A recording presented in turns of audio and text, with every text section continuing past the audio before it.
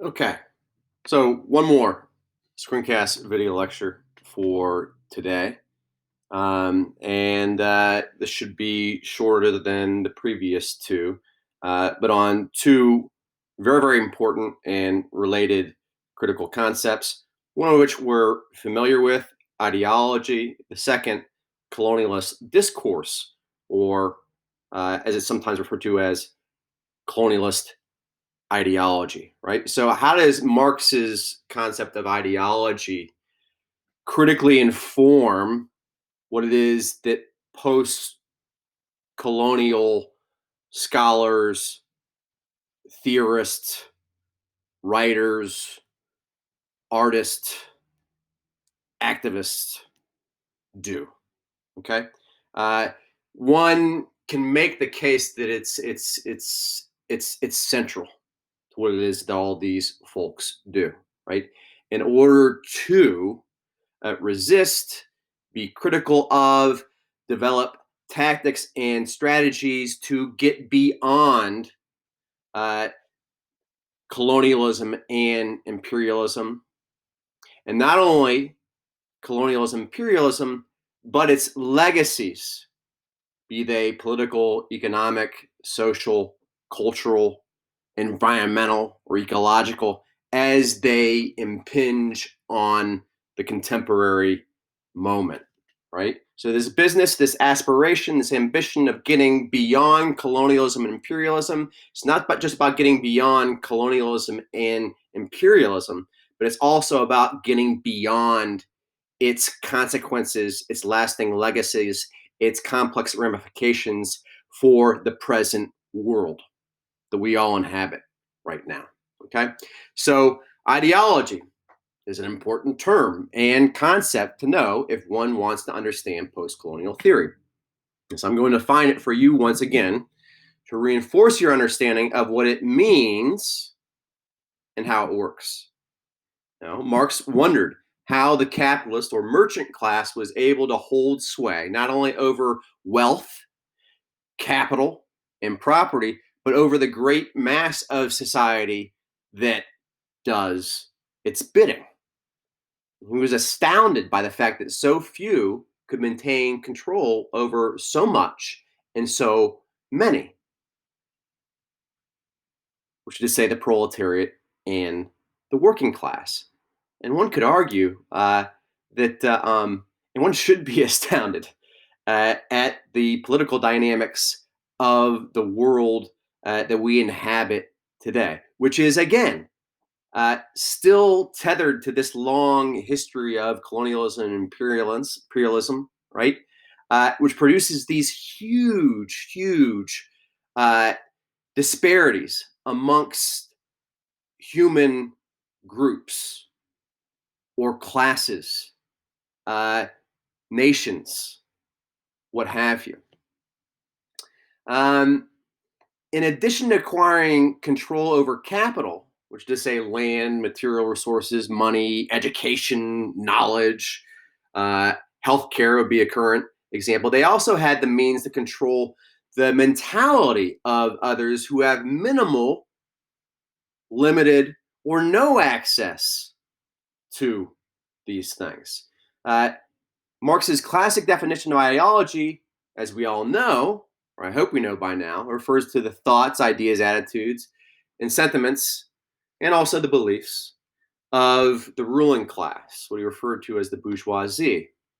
Uh, though his theory of ideology is complex and extensive, it is sufficient for us to understand that in addition to ownership of the capital listed above, the ruling class owned or at least had disproportionate access to what we refer to as the means of representation. For example, the press, or we refer to today as mass media. Now, given the fact that the ruling class had a solid purchase on or access to the means of representation, they have the power to make their ideas, values, sentiments, and attitudes known within the public sphere. Thus, in the context of European colonization, they had the power to dominate public discourse and thus spread their ideas on the legitimacy, indeed, the value of imperial economic rationality, or In other words, the logic and necessity of overseas expansion and settlement. Given that the ruling class dominates what gets said and alternatively what doesn't get said in public discourse, you can see why underprivileged, overworked, and uneducated or undereducated people are at a distinct disadvantage when it comes to things like social and political critique. Not to mention the fact that capitalist ideology is often rhetorically formulated to appeal to the masses or the massive society, even when the values of the ruling class are at odds or in conflict with the proletariat's actual social, political, and economic interests. Okay?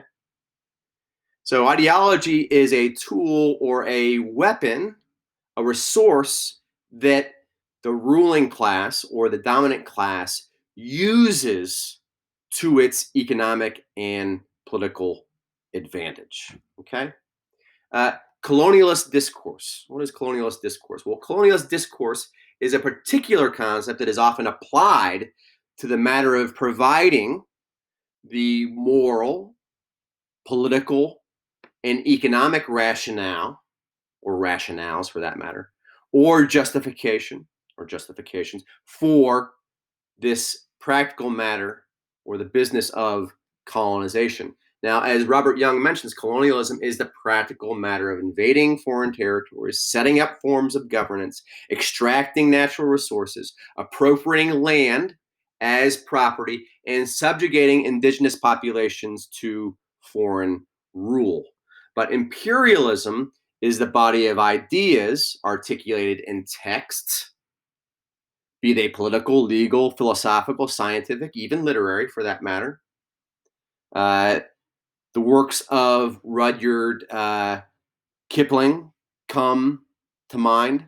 A passionate apologist or advocate uh, for British rule in India during the time that he was living.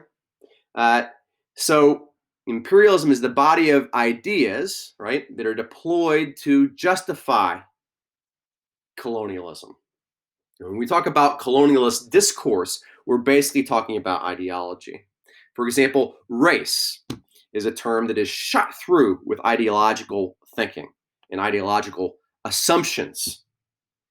So, for instance, if we think about the conceptual distinction between the civilized and the savage, we can see how this formulation constructs difference through language, right?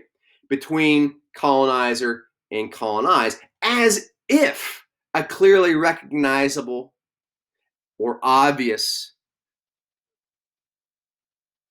and essential set of differences actually exists between these categories of people. Okay. Indeed, if one becomes wedded to the idea that differences grounded in biology, as was the case during the 19th century, then you can see how the colonizers became wedded or attached to, in turn, to the notion of race. But what ideology masks is the manner in which notions of racial difference or cultural difference accrue to the colonizer's political and economic advantage, so that one can believe that civilizing the savage is indeed a noble endeavor without recognizing or seeing what this task is really about, which is to say, a basic drive for power and economic aggrandizement. Okay, so we can think of social and or political constructs like race as essentially that, constructs, fictions that don't necessarily attest to the reality of what it pretends to refer to, but rather signals in subtle ways economic and political motivations, right? For dominance and control over subject populations, if you will.